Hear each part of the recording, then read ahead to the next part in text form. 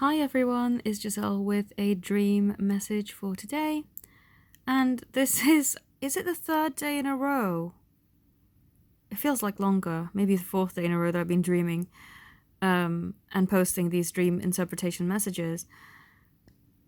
And yeah, I was posting one yesterday and I thought, well, this is going to be the last profound message that they're going to give me for this time. But no, had another one last night and I thought I would post it today because I feel that these messages do help people who are drawn to listening to it. Of course, these messages may not be for everybody, but then nor is every video for everybody. But people are drawn to things that will help them, and that's my intention. So, anyway, the message that I received for the dream that I had last night was, "Thank you for your loyal heart," as a thank you from my twin to me. And so I guess I'll start at the very beginning, which is with the dream that I initially had. I had dreamt that I was hanging out with an ex that I had dated for a while, and we're just friends in real life, so there's nothing going on there. But in this dream, he was really making advances at me. I was like, do you know what, dude? This isn't right. Just leave me alone. I don't want to do this. I don't think it's fair. You've got a girlfriend. I've got someone. We're really not going to do this. This is not happening. To the point where I actually kicked him to the other side of the room. And then I just left. And as I woke up from that dream, I saw, when you're just half asleep and you're kind of waking up, but it's not an instant waking up, it's kind of gradual, and so you still get residual sort of images or thoughts, or that's when I receive channeled information when I'm sort of in between sleeping and waking up. And I received an image from my twin of two peas in a pod, but like a cartoon. Just two peas with smiley faces on them, sitting in a green pod. And of course you find more peas in a pod than just the two, but that was just an image that he showed me as weird. Two peas in a pod. But not just that, there's an infinity sign in between us, in between our hearts, that just runs gold and just keeps running, eternally, because it's an infinity sign. And I thought, wow, what a beautiful message. That's so sweet. And then I heard him saying, "Thank you for your loyal heart." And I thought, oh, wow, that's so, so sweet. And I guess I somehow felt like that dream was a trick. Like, because most of my dreams, I am lucid dreaming, so I can influence and choose the outcome of my dream. And if I'm really not wanting something, I'll not go for it. Sometimes I can't control it, but most of the times I can. With this one, I felt like I was half in control, half not, because I couldn't choose that my ex wasn't harassing me, but I could choose my reaction to it. And because of that, I felt that my twin spirit was really encouraged by me and saying, "Thank you so much for being loyal in your heart, and to stand up for what you believe in and for our love." And then I went to sleep again, because I usually do, you just wake up at 3 a.m, you're not going to stay up for the rest of the day or night, and you're going to go back to bed. So then I went back to sleep, and I dreamt that I had a new dog. But it was huge. It was like standing upright like a human. It was so, so, so weird. And it was helping me take care of my other dog, which I actually have in real life, but she's very small. And the dog was just walking with me and being with me and didn't want to leave my side. Not my side, what the heck. Didn't want to leave my side. So it was always there. And I thought, oh, that's really cute and quite funny that it's always here. But I felt that the dog really, really cared and wanted to help me take care of my other dogs and just be really, helpful and kind and loving. And again, that theme of loyalty I felt resonated within that dream too. So I guess the message is, even though people may be doing things that you think are disloyal to you or they shouldn't be doing, people do things usually because there's a lesson to be learned.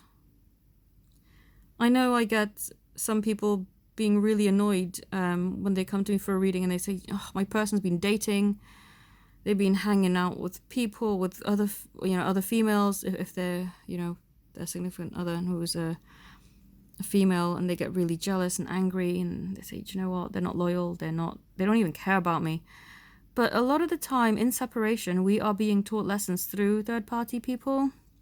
And they don't have to be an actual relationship, it can just be a brief connection. I know I've had brief people just popping into my life and then back out again, just to teach me more of who I am, to teach me to value myself, to teach me that I'm important, to teach me that I deserve more than I was giving myself credit for.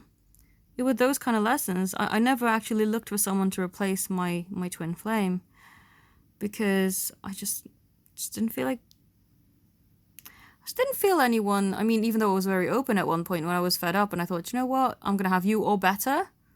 And of course it came back into my life. Because I felt like I deserved better, but then you're open to either a new person coming in or a better upgraded version of them coming in. And that's what happened. The upgraded version of him came in. I didn't get a new person. But,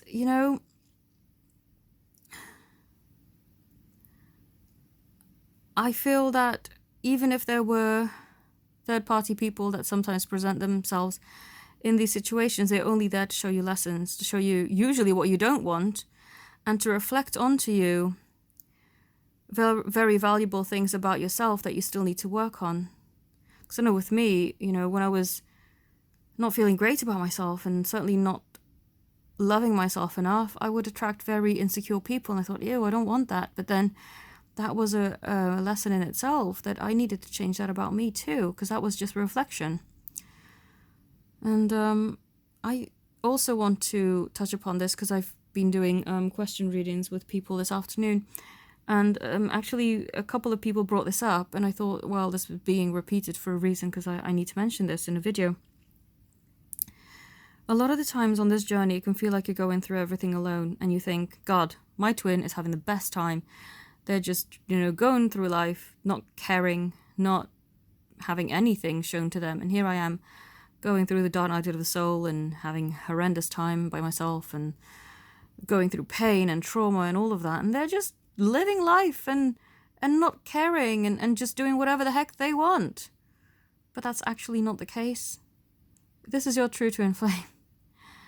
And I'm saying that because sometimes, unfortunately, people come to me with a catalyst person. But that's okay, because even that catalyst person plays a great part in your growth and in your spiritual journey.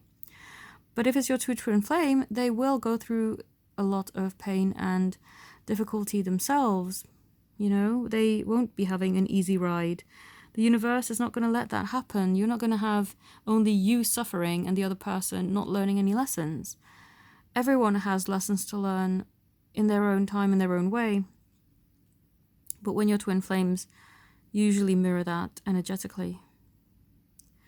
And I can tell you from my experience that my person has learned and grown. Not just been sitting on their backside watching the world go by. That's not been the case at all. And I feel for a lot of people too that that's not the case, Certainly the people I've done the readings for this afternoon, that's definitely not the case. I've seen from their people that they have learned and grown and done a lot to change their lives because they had to, because the way that they were working before just wasn't good enough. And a lot of the times third-party people will come in if you can't learn this by yourself. They may come in briefly, they can come in for a few weeks, few months, however long they need to be there. They will reflect that lesson so that you can learn it and then release it and move forwards in a much better way. So that's what's been going on, and that's what I wanted to touch upon.